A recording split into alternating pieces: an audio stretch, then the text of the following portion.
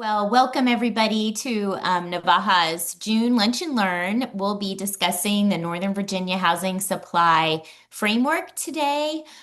We have two guest speakers. I'm really honored to welcome Josh Faverka, who's the Vice President of Government Affairs with the Northern Virginia Association of Realtors, or NVAR, and Tony Howard, who's the President and CEO of the Loudoun Chamber of Commerce. The Housing Supply Framework is an initiative that was led by NVAR, the Northern Virginia Building Industry Association, NVBIA, and the Northern Virginia Chamber, NVC, and supported by the Loudoun and Alexandria Chambers and Navaja. As you all know, housing production really has not kept up with demand in our region, in our state, across the country. And while Navaja typically focuses on committed, affordable, and subsidized housing, we know that more housing at all income levels are needed in our region, and that housing for all segments of our workforce is a key component of our region's economic development.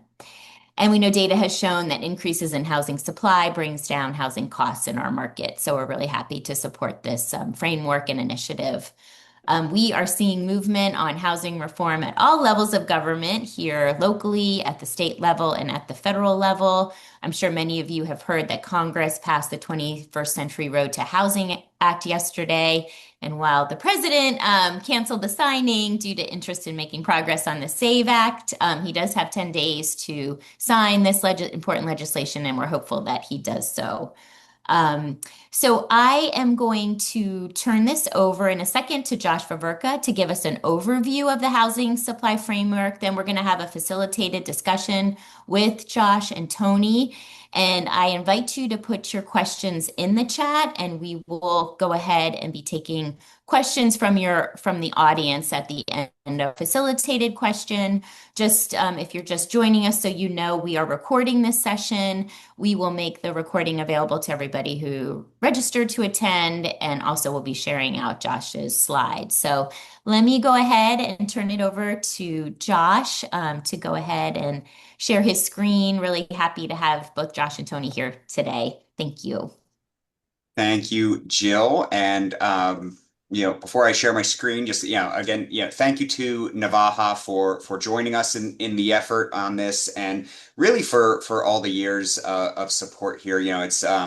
We're happy to be a partner with Navaja on the affordable side, but also kind of bringing that discussion back around to housing supply in general. And I think that's kind of where this discussion intersects is the need for affordable housing and the need for housing, and kind of what is that definition of affordable, and it gets to is it a capital A affordable, small a affordable, housing affordability, housing attainability, whatever word you use. I think it's relative across every spectrum. Whatever affordability is, whatever your income can afford. And so we have folks at every level who are trying to get into housing, whether that's rental. From our standpoint in the realtors, the dream of home ownership is what we push for. But it's housing, and it's housing that we're trying to go for. So with that, I think I'm gonna share this PowerPoint here, if everyone can see that correctly, I think. So that's me, the title screen. I will quickly get away from that. So Northern Virginia Housing Supply Framework. I've actually delivered this slide deck a couple times, so just wanted to get into what is it. We got into this with the idea that Northern Virginia really has been a place that was built on housing innovation. We had the first inclusionary zoning ordinance in the nation here in Fairfax County. Reston was the first modern planned residential community, kind of that birthplace of live, work, play. We've been a leader in transit-oriented development.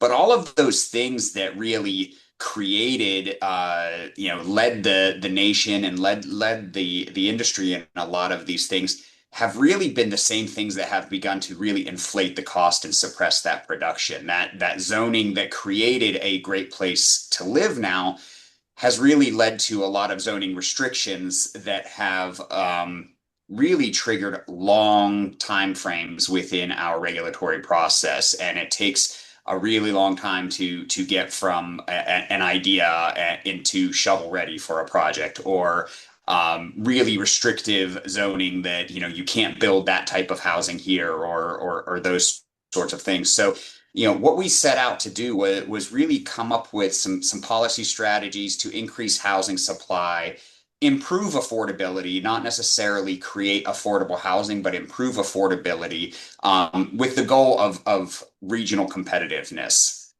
Um, so just as we're going along here, kind of wanted to present just a little bit of the data that we use when we're talking to some of the elected officials, but also some of the data that we use in putting this together and in kind of justifying this. And so, from various sources. So this is one of our slides from our colleagues at the Virginia Realtors in looking at building permits from our neighbors and in Virginia here, just to show how much we've been underbuilding in Virginia. If you look at the number of building permits pulled, over really the past, almost 20 years, comparatively from Virginia, the solid black line, to our neighbors, South Carolina, North Carolina, Georgia, Tennessee, we are underperforming those states by a very large margin, from annual building permits across the state. That's not just here in Northern Virginia, that's statewide.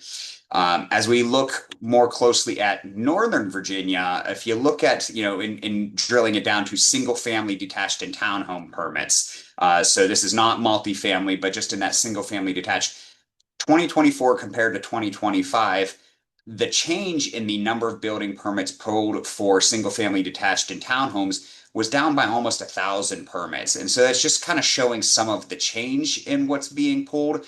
Not necessarily leaning on any one particular thing there. I think there's a lot of factors that go into that, whether that's the cost of building materials, the cost of your workforce, things like that.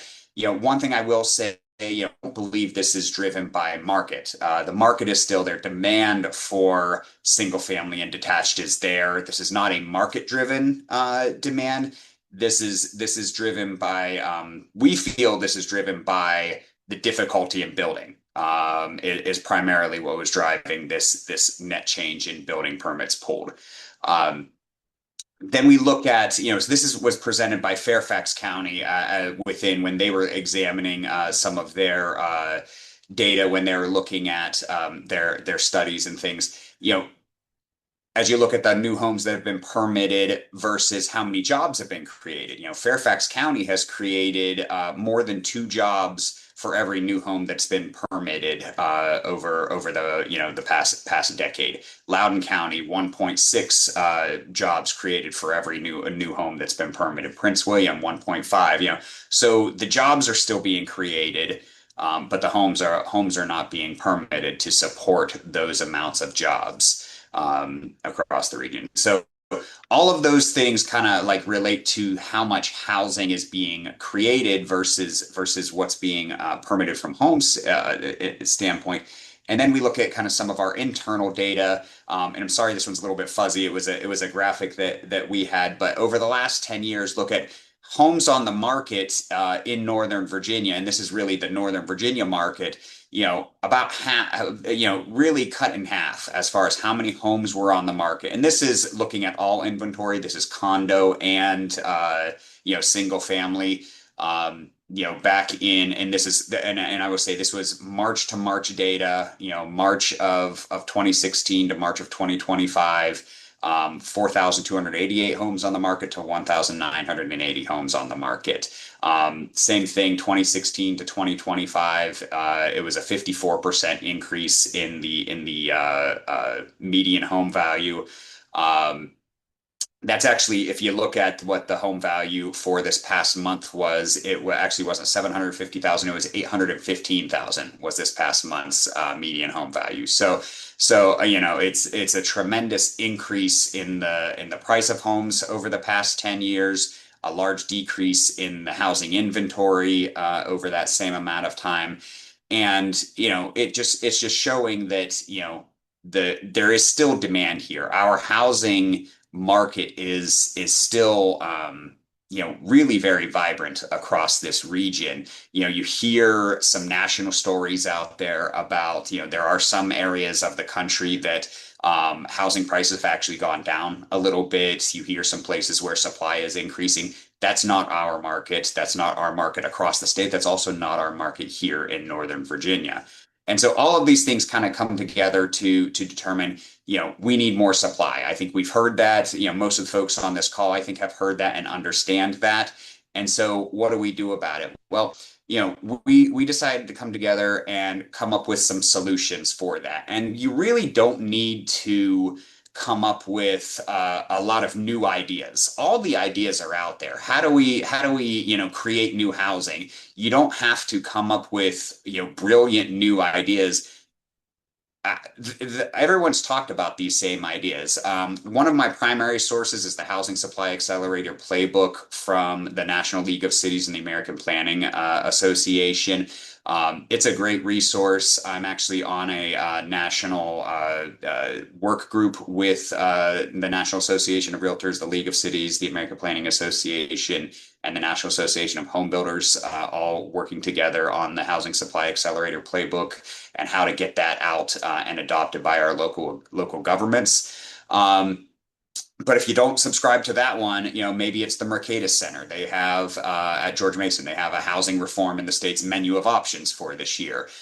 Maybe it's this, the Pew Center's principles for enhancing housing availability and affordability, or the U.S. Chamber of Commerce and AEI put together their playbook for housing and economic growth. The Greater Washington put together their housing playbook. Everyone has this list of things that should be done. And really all of them get back to the same basic principles. And that's increase speed to market for developers, make it easier to build homes, make it more faster and more defined so that when a developer comes in, they know how long it's going to take to build that, because that enables them to figure out how much it's going to cost at the end of the day to build that housing. Increase the types of housing that can build. They can build. This is your typical missing middle types of homes. You don't have to go full on missing middle like Arlington style in every place, but come up with some additional types of housing, whether that's, townhouses in places that currently don't allow townhouses, or duplexes or triplexes, whatever it is, we need to expand the types of housing. It's accessory dwelling units, it's adding those additional types of housing. And so those are, everyone has those things within their playbooks, within their frameworks, within their housing reform menus. And so we took all of those things and distilled them down and put them on a list, and that's where we get the ideas for a framework. The other thing that we have kind of percolating into this whole idea around the framework is the fact that we're not alone in this discussion in Northern Virginia, and this idea that never in, at least in my time in working in housing and with the realtors and everyone I talk to, have we had the level of volume around housing that we have at every level of government. And so we have Congress talking about housing right now, and solutions to housing. And so, I just wanted to, touch on, the 21st Century Road to Housing Act. And, there are 40 individual pieces of legislation rolled into the 21st Century Road to Housing Act. And I just wanted to hit on a few of them in there that really align with the things that we're talking about as far as creating housing supply or getting housing supply on the ground. We're talking about, guidelines and grants from HUD for single stair multifamily buildings. Reclassifying and exempting infill projects from NEPA review. That's talking about getting things that review process faster. HUD publishing a local zoning framework, the exact same thing we're doing, just coming from the federal government. And then providing grants from HUD for local governments to actually redo their housing planning and community development activities. So basically HUD saying this is what we think you should do, and then here's some money for you to do it at the local level. And then additional flexibility, some funding from for communities that are actually building more housing supply. Some additional things that are included in the Road to Housing Act, grants from HUD to establish pattern books and pre-reviewed designs. And we've looked at this idea of pattern books, and really it plays well if you combine it with another uh, tool, such as pattern books just for general housing, just general infill. It kind of takes away the ability to be creative with your architecture. But if you do it with accessory dwellings, or if you do it with a missing middle type of thing, it really enables and removes some of that conflict that you might have coming up. So, if you combine it with those sorts of things, it works really well. Tying the CDBG block grant, the community development block grants to housing production, so that you're getting bonuses if you're accelerating that home building, and then you're getting reductions if you're lagging behind in your home building. And I'll get into the statewide action here in a second, but making it easier for manufactured homes to be built in as single family homes, removing that permanent chassis requirement from the HUD definition for manufactured homes. Most people, the day of the trailer is gone. Those trailers don't have to be moved. They look way different now than they used to be. So manufactured housing now is way different than it was in the 70s and 80s. And so kind of getting rid of this idea that they have to have an attached chassis underneath for it to be defined as manufactured housing from a HUD definition standpoint is a good change at the national level. And then also, directing the GS, barrier housing for middle income households. And that's kind of where we're looking at from a workforce standpoint. How are we housing folks and that sort of thing, as well as older adults, people with disabilities that are served by HUD programs. So that's one of the federal things. I know Jill mentioned that the president was set to sign it, didn't necessarily show up to that signing because he signaled he wants the SAVE Act. I know our national lobbyists are out there making those calls, trying to make him change his mind on that, but we'll see. But that's not the only action. So, I mentioned that we've got state action on housing as well.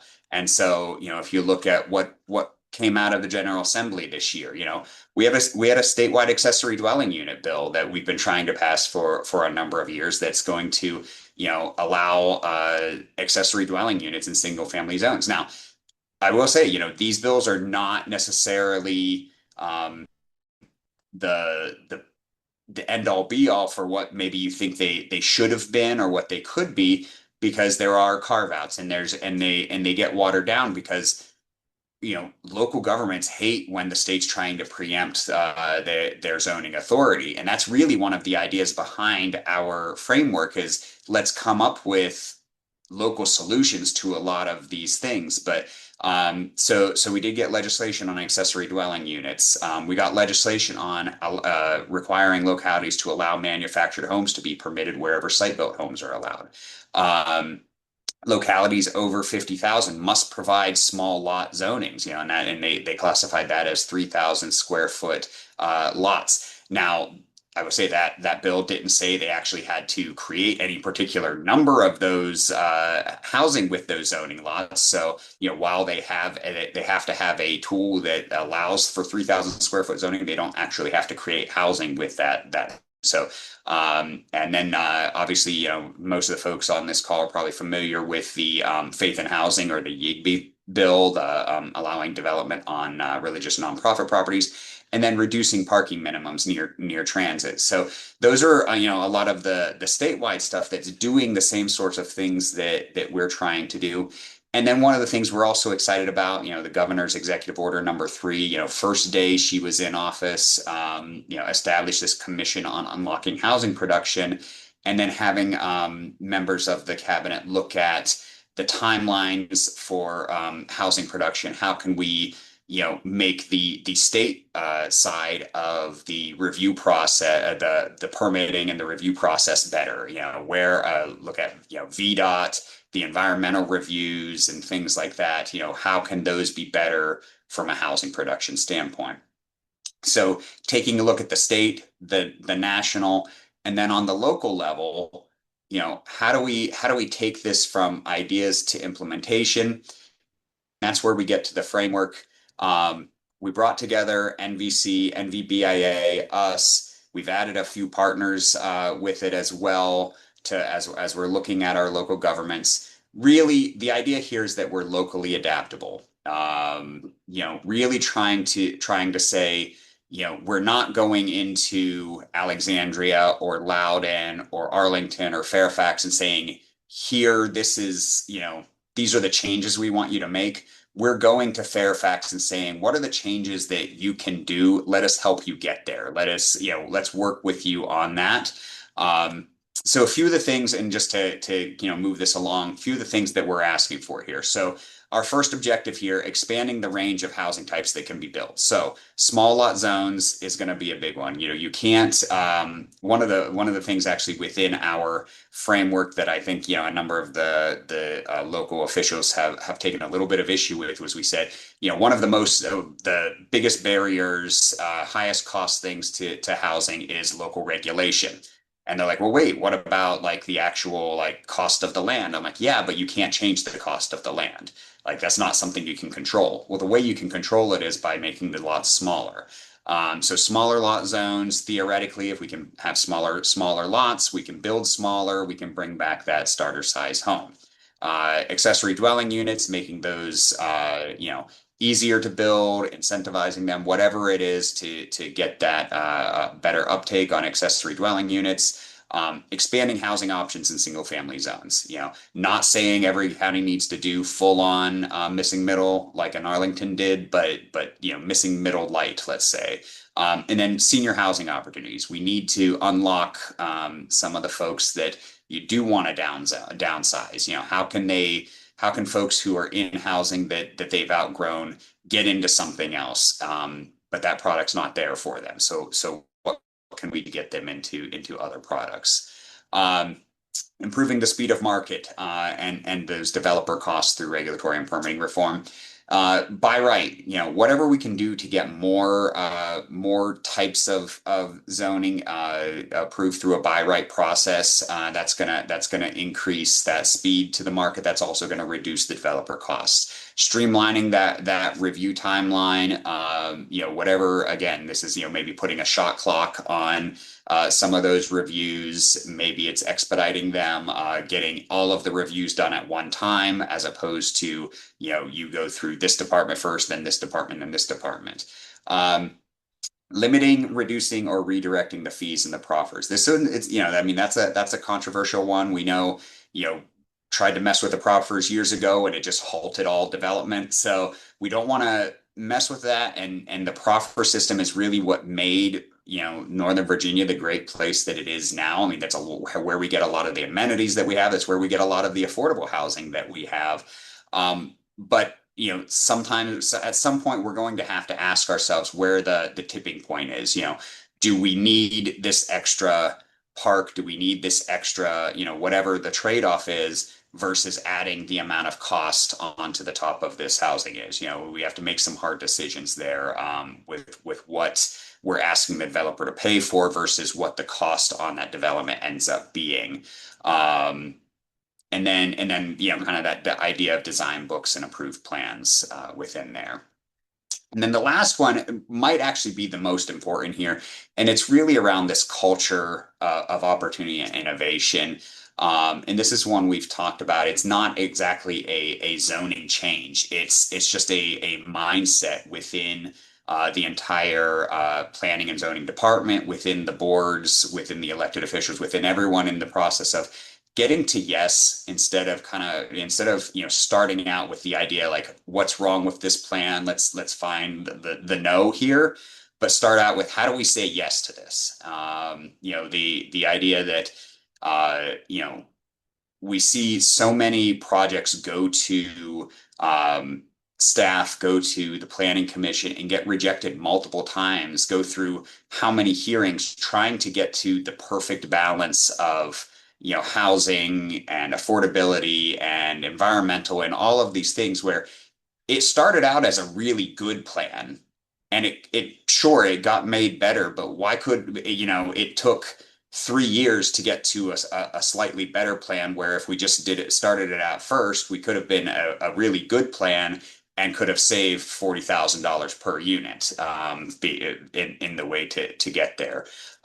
Housing technologies within this, talking about things like the manufactured housing and different things that we can do there. Maybe it's 3D printing homes. Maybe this is the single stair reform and the different things like that. How do we just, get these? Maybe it's something we haven't even thought of yet, but how do you allow different types of housing, different technologies to develop? And then, kind of stuck the parking reform in here. We did do the kind of the statewide, the a little bit of a rollback on it statewide. Would like our local governments to go even further, just eliminate those parking minimums. I know parking is a rough subject here in many of our Northern Virginia localities, but we do believe the market will account for it and still build parking where they need parking. So those are really the things we're calling for within it. What we're doing right now, we are meeting with those elected leaders. We're talking to them, asking them, what can we do? What can we do? And we're also talking to them what the framework is not. It's not a one size fits all approach. This is not our attempt to come in and say, hey, this is what we think you should do. We're coming in and saying, this is what we want to hear from you. What do you think you can do? How can we make this fit? What of these 10 things we've presented to you do you think we can get done in the next year to 3 years?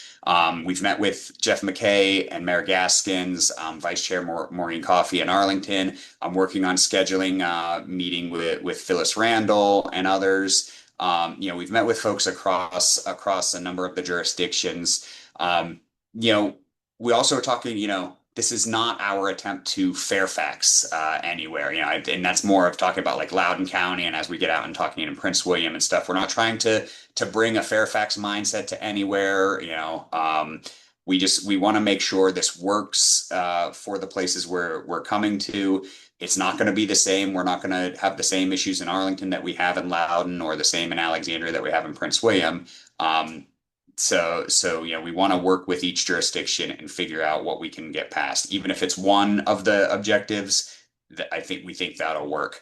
It's also not a quick fix. It's not a single issue campaign. We know that this is going to take time. Nothing happens quickly in Northern Virginia.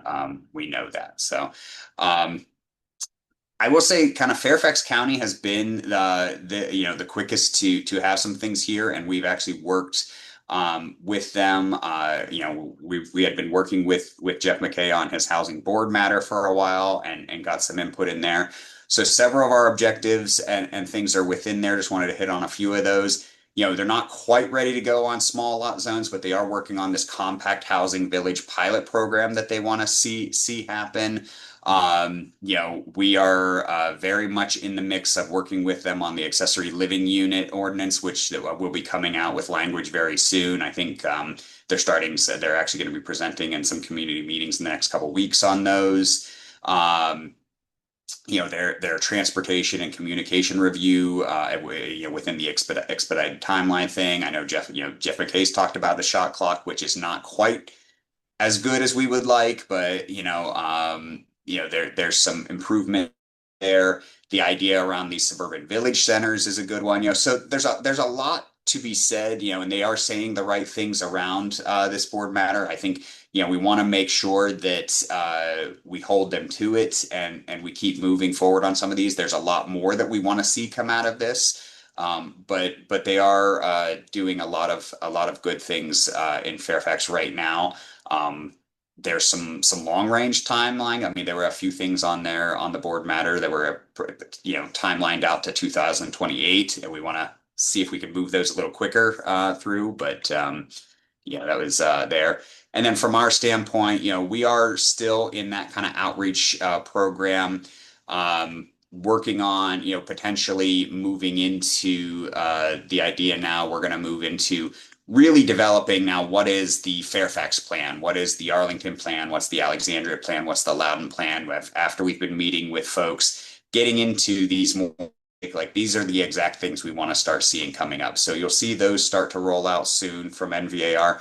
The other thing that we're likely to come up with, and this is a lot of the feedback we've been getting from the local governments, is yes, we want to do some of these things, but the local governments, need help. We want to pass these zoning reforms, but we need the cover so that we don't get unelected when we say we want to be pro housing. And so we're likely to work on rolling out a kind of a consumer facing campaign. Maybe it's a website that is just a lot of videos, things like, hey, housing creates affordability, and just talking about just housing supply, and um, building housing does not, I hesitate to say the D word, density. It's a bad word, but density does not hurt your property value, or things like that. To really help with the messaging for our folks. And so that's kind of the idea. That's where we're at. I will wrap with that. You can look at the framework as it is. Actually, I need to do some updates to our website, but nvar.com/framework is where it's at. And that is it. Amazing. Thank you, Josh. Thank you so much for sharing that and all of your great work. We really are so grateful to NVAR and the Loudoun Chamber for being amazing partners with Navaja in kind of our efforts to bring down housing costs and increase supply across our region. So we're just going to pivot now and have a couple of questions for some of you, some kind of facilitated discussion. Want to turn some questions to Tony. Tony is CEO of the Loudoun Chamber. I know you've been long involved in housing issues, and want to recognize your pro-housing work, especially with the Workforce Housing Now campaign that took place in Loudoun a couple years ago, to set the stage for more education and advocacy for more housing supply in the county.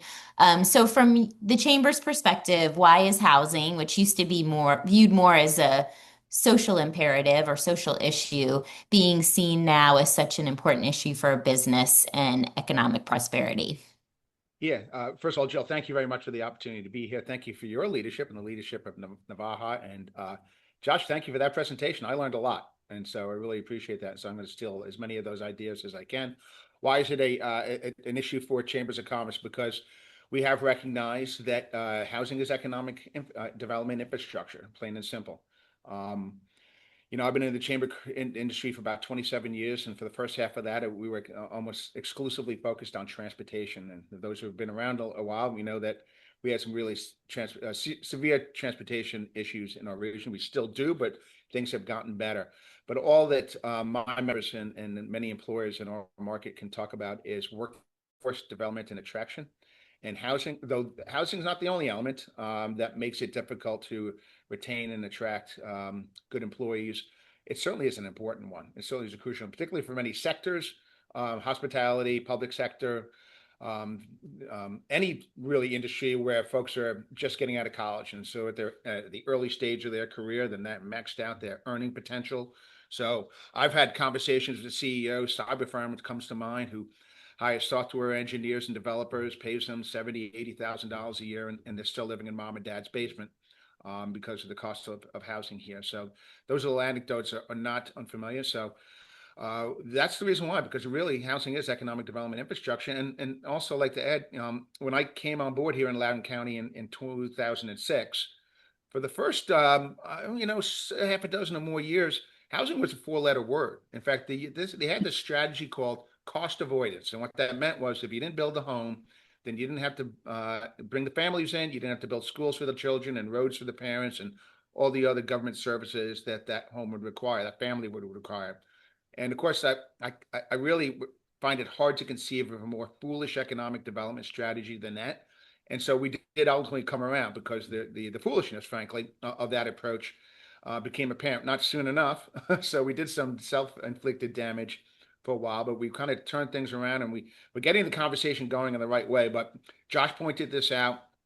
Um, and I can tell you that having served on the U.S. Chamber of Commerce Committee of 100, I interact with chamber officials from the Pacific to the Atlantic and everywhere in between.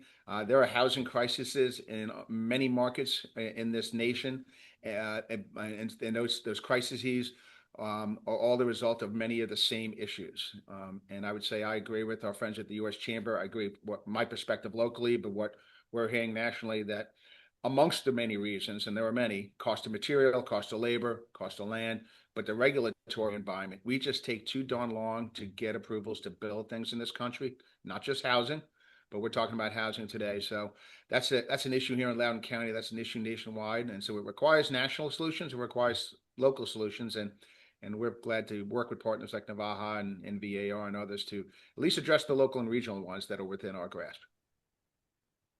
Perfect. Thank you so much. I guess just as a follow-up, is there any other kind of anecdotal evidence you can share about what you're hearing directly from employers about housing as a recruitment and also retention barrier in the county?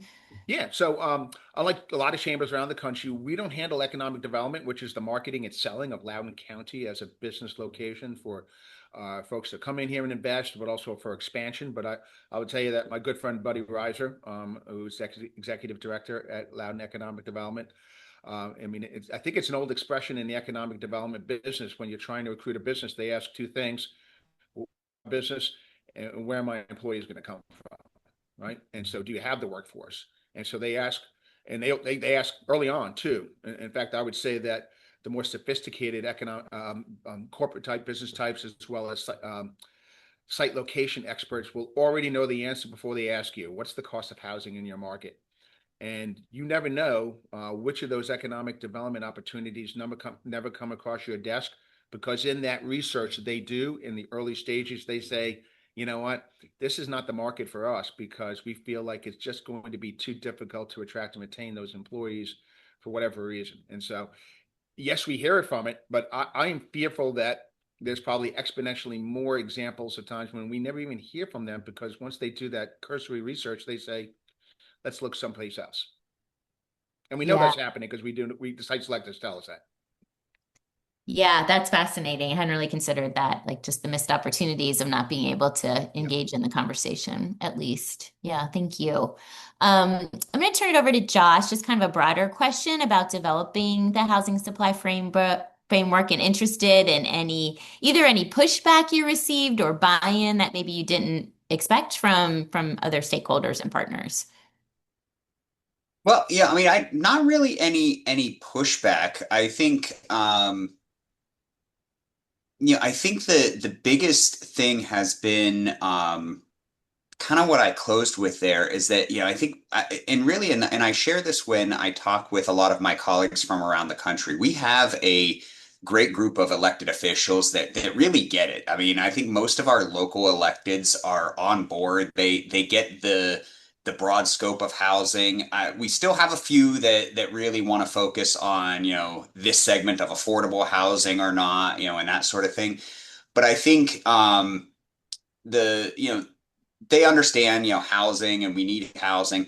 I think the bigger thing is, they all kind of feel as though they're a little bit stuck by their own bureaucracy that they've got because they I think they've just all depending on which county you talk to, they're all various levels of sophistication across here in Northern Virginia that there's so many different committees that they have built out and different functions and staff members and things like that getting this idea of streamlining is just very difficult across everywhere. So I think that's one of the biggest struggles, like they want to do it, they're just not quite sure how from that standpoint.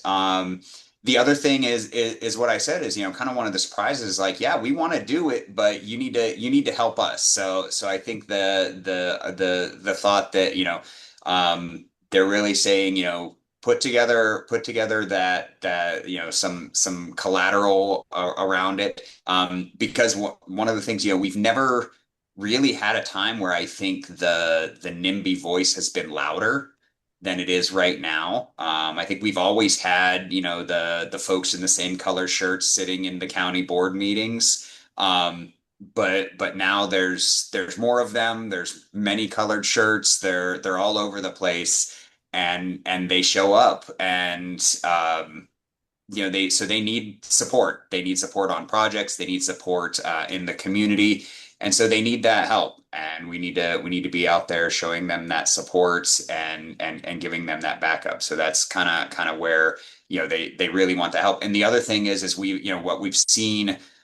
Especially in some of these arguments where folks are suing the counties and things like that, is they don't believe the county as a source necessarily.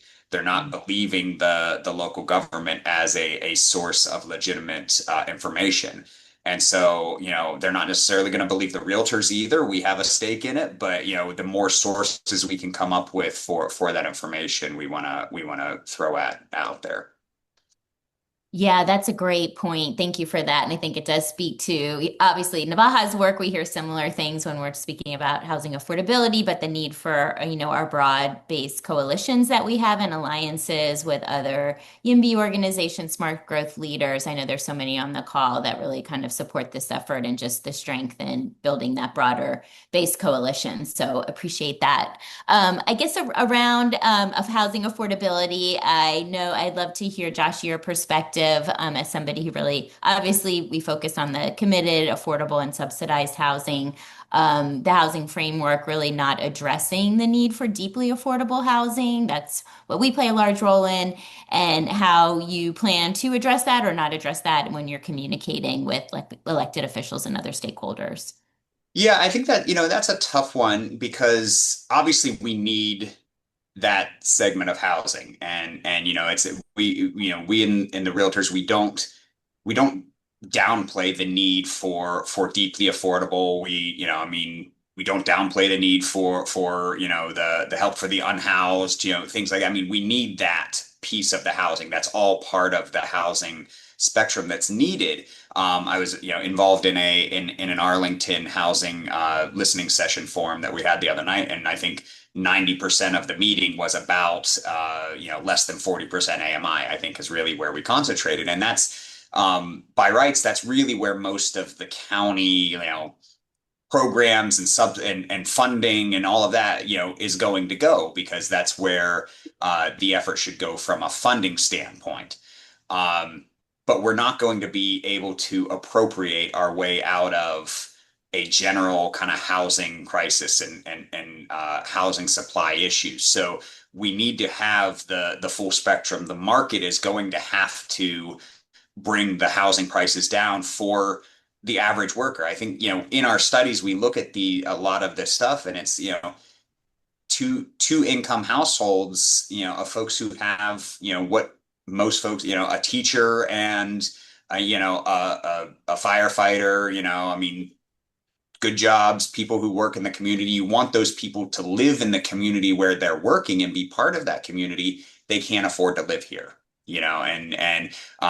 we've got, if you go to the housing framework website, we've got some things on there, just not robust, but just a couple little flip pages that those folks can afford maybe 10% of the market out there right now. If they a two income household that has that type of job, and that stats was pulled from the typical job on, listing out there and things like that. And so it's really problematic. And so, the committed affordable and that housing is not going to provide for those folks. Yet, we're seeing the median price of a home, a single family home is hitting $1 million. When I talk about 815,000 as the median price, that includes condos. So I mean, if someone's looking for a detached home because that's what they want, you know, it's just not there, and they're not going to be able to afford that. And so we need to figure out, how do we build that? How do we make that work for the people? I mean, I live very far away and commute in. It's not great for transportation. I clog up the roads, that sort of thing. But that's not the life that everyone should have to have, especially if we want those people to live in in the communities where they're serving. So I think that's the idea. I mean, this framework does not speak to that. This framework speaks to let's build as much market rate as we can in places where it can support it, and figure out, how do we do that. Let's do the other things. We've got NVAR to work on the committed affordable, and there's lots of other groups, who are working on those sorts of housing as well. Yeah, no, I think that's right. And I think it does speak to our broader coalition and how we kind of all try to support one another in this effort to bring down housing costs for all of our residents in Northern Virginia. Okay, so for our audience, feel free to put any questions in the chat that you might have. We'll pivot to that in a minute. I just have a couple of wrap-up questions for the both of you before we move to audience questions. So can you both, I'll maybe ask you first, Tony, what's the single most important housing reform that the chamber would like to see? Or maybe there's two or three if you want to quickly update, but I'd be interested in hearing that. And then Josh, I'll ask you the same question. Yeah, good question. I think it gets back to the regulatory process. And so right now, Loudoun County, and this is about all real estate, not just housing, including commercial, they're going through an administrative and legislative land use application review process. So you have to go through a process to build anything in any community anywhere, right? And so they took a look at that process, consultant did, and said it's flawed, right? I think we could fair to say it's broken for a number of different reasons. And so they are attempting to tackle that right now. And that consultant report came out in November of 24. So it was commissioned probably 6 months before that. So that's like 2 years now. And I don't know that we're going to have solutions by the end of this year. And in a way, I think it's sort of reflective of the overall challenge that we're facing, is that to identify the problems and come up with the solutions is getting way down in the regulatory process. So I think we can make it easier, logical and safe and reasonable, but easier for folks. And I love that idea of the shot clock on things. My friend Kim Hart's on the call here today. He is a leader in convincing Loudoun County to adopt a fast track process, so 100% affordable units. Why can't we do something akin to that for any type of housing project?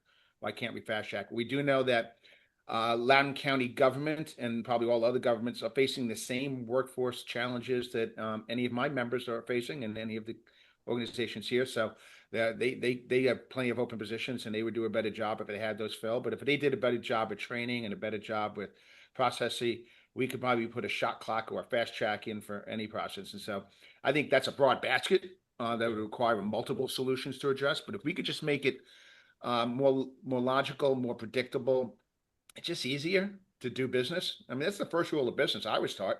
You got to make it easy for people to do business with you. It's not easy to do it. And there's other things too as well that smarter people than I can go into, but that would be my answer to that question. Great, thank you. How about you, Josh? Is there one or two that you would like to see happen the most, that's most important for? Sure. Well, so to give us a little variety, because I think, if I know, if I had my NVBIA counterparts here, they would agree with Tony on the regulatory process, the speed to market side of it. But I'll go just a little different here and focus really on that zoning side, and is there a type of housing, or is there something different we can do? And it's not one of the reforms, actually. I think because we do some of these things sometimes. It's like, oh, we do accessory dwellings and nothing's happening, or we do missing middle and we're surprised that there's not a lot being done there. I think it's a combination, and you've got to figure out, how do you incentivize X, Y, or Z? And so, and I think, something around the idea of how do we get more starter size homes, because I think that's kind of the problem is, the starter home 30 or 40 years ago was 1,800 square feet. And the starter home now is 2,500 square feet or 3,000 square feet. And so how do you, there is a market for that smaller home. How do you make it so that smaller home pencils out for a builder to develop it, though? And so, I think it's some sort of combination of that small lot with a trigger that's going to be a by right development. So maybe the local government allows small lot development by right, if allows rezoning into small lots if in development by right on those, or something like that. It's some kind of combination of by right development and small lots my wish list, I think would be it. Great. Thank you so much. All right, let's just pivot back to the chat. I see we have a couple of questions here. One was talking about, ensuring guardrails are around, reductions in quality or safety that might accompany deregulation, and talking about suburban areas with limited transit and facing the risk of parking shortages as a result of reduced parking minimums. Josh, I know you addressed that a little bit. I know with affordable housing, committed affordable housing, we talk about that all the time. And I think what is important to remember that the developers do their own parking analysis. They will, even for an affordable project that is underparked, will not rent. So they are looking at those numbers and options carefully, but just curious if you have anything else to add to that Yeah, I conversation. mean, I think you said, the people who are building the homes, I mean, they're smart. I mean, they know what the market demands from a parking standpoint. So, that I think that's really the key there. I think it's less of the suburban communities with limited transit networks. Where I think it's more important as we get more into the more urban areas, as we're looking at, where much more street parking is happening. That's where the bigger concerns end up being. But that's where it's much more likely that those are walkable places where people have one car versus two. I mean, and we're not saying that we're going to convince anyone to have less cars. I mean, we are a car society. We have cars. But if there are more housing options, there are more places for people to go. I think right now the one of the issues is people get stuck into that's the only place where I'm going to live. So like I have to buy there, I have to have that, one thing. If we have a much more robust type of housing supply, there are options out there. And so, this one has parking, this one doesn't. I can buy this one that has parking. This one, is an option for someone without parking. There's lots of options there. I think, when there's more options for everyone, including those who prefer to have one with parking, one without. The idea that someone's going to get that we're going to exacerbate the parking issue. There's a lot of data around places that have eliminated parking minimums that really just hasn't been the issue because it just hasn't happened. I think that's kind of the use case is if you look at the localities that have eliminated parking minimums and it has not been a problem there. The data doesn't back up those situations. Yep, great. Thank you. Could either one of you speak to what types of senior housing regulatory reforms that you think would help move the needle and, ensuring that our seniors in the region can downsize to space that's more appropriate for them, for their needs? I mean, I don't know if Tony can. Yeah, I might be closer to that demographic than Josh is, but I don't know if I have any more wisdom than he. No, actually, Hutton County has, I think, a healthy number of age-restricted communities here, and of various types. From the most active to those that require additional care, such as memory care, and in between. So, I don't know that that's necessarily it doesn't appear to be, and that's anecdotal on my part. I don't spend a lot of time thinking about it. It doesn't seem necessarily be a flaw in the market. So that's an issue that I don't have the solution for. We've included it because we know it's an issue. Um, and I have not had a chance to meet too directly with the builders to determine, what is the roadblock in any one particular jurisdiction on. I think it's not an across the board, every jurisdiction has the same necessarily roadblock to it. And we've talked with folks, it's also not a one size senior. I mean, because when we talk about senior housing, there's different types of senior housing. There is supportive housing. There's just, there's mixed. Yeah, there's lots of different types of senior housing. Um, one of the things is, I mean, that it's single story, that it's, if it's multi-story, it has to have the elevator, things like that. So, you know, it just we have it in there as we know that there's a problem and that there are people that have aged in a place that is outsized for them and they're stuck and they don't have anything to move into. I don't have the solution for that one yet. We've presented it as an issue that needs addressed, but we don't necessarily have the solution on that one yet. Yeah, it's tricky. It's tricky. I know on the affordable side, there's some maybe tweaks in how points are awarded for low-income housing tax credit projects, which is the number one way we get additional housing supply on a committed affordable level that might be favoring senior buildings, which are a separate category from family buildings in the financing, which is complicated and obviously doesn't always allow for intergenerational uses, but that is a tweak we are seeing coming up to support more senior affordable.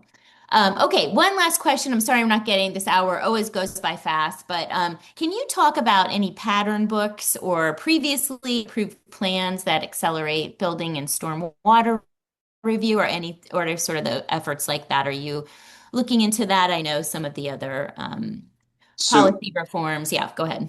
not specific on the stormwater, but I can look into that. My colleagues in Ohio have done an extensive pattern book program that they've worked on, and so I'm looking into their program, and so and the Ohio Realtors really worked to develop with a consultant there, and they've developed a pattern book that they've gotten a lot of their local governments to work on, and they were one of the drivers to actually work on getting that provision in the federal legislation that just passed as far as incentivizing local governments to look at the pattern books. So I'm gonna do a little bit more work on that from a pattern book standpoint. As what utility it serves from a multiple use standpoint.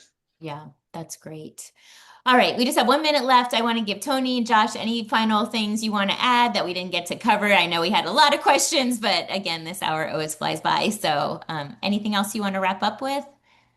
I'll just say, I mean, there's a ton more that is not covered by the framework, especially on the financing side and the banking side. That there's a lot that can be done to free up housing, to get people out of the housing that we currently have kind of a lock-in going on, and really to get people moving in the housing standpoint. We talk about the interest rates, but that's not the end all be all. Interest rates certainly would help if those came down, more people would start moving and be able to move. But getting community banks to do some more creative lending, both from a building standpoint, but also from a buying standpoint, taxes for sellers and things. So there's a lot in there on the building standpoint, but other things there. I know, Tony and I had discussed before, I mean, there's from a building standpoint, workforce for builders is a huge issue. So, there's a lot of other issues around this that aren't necessarily covered by the framework that we're working on. The chambers are working on things. NVC, the Northern Virginia Chamber, has their Nova roadmap that housing is a piece of. And so that's why, they partnered with us because housing's a piece of it, but they're not housing experts, whereas we are. And so that's kind of where our alignment there was. So, there's a lot going on in this realm, and we're really just excited to try to work on this. The key is to get to implementation. I think, there's a lot of people talking about housing. We need to get to that next step, that implementation step. And that's really our next push is to get to some implementation on this. Yeah.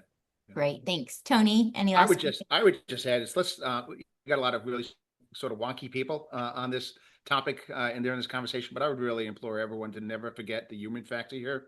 I really do. I really am concerned about their ability to maintain, frankly, the social cohesion of this region and this community when there's an entire generation of children and future workers who cannot find a home here. I have a son that lives in Arkansas. I've just this morning had a conversation with somebody who was concerned about their daughters being able to move back to this community when you think about the mind-boggling amount of money or public schools and private schools spend on educating these children, and when they become adults, we have a situation that actively works against their ability to come back home, the home where they were raised, to the families that raised them. And so there's real human impact there too as well. So yeah, stay wonky, but let's never forget the human factor, because that human cost is there, whether we find it evident or not. And that's the part that concerns me as much as anything else, as much as the economic part. That's a great place to end. Stay wonky, And stay human. And Jill, I will make a quick plug. We still, adding partners to Yes, the great. housing framework. So if organizations or groups would like to join on to the initiative, please reach out, let me know. Yeah, great point. Yeah, thank you. We're trying to broaden the base, broaden our coalition, and thank you all for the work. I want to shout out to our wonderful summer intern Sharon, who's a graduate student at George Washington, for stepping in and helping support this Lunch and Learn, for Alice and Amanda, helping too, for all of you. So we're really grateful for your interest in the topic, and we will stay tuned. I think this is something we'll definitely be following up on as we move from ideas to implementation. So have a great day, everyone, and thank you. Thank you for joining us. And thanks again, Tony and Josh, for a great, rich discussion. Appreciate it.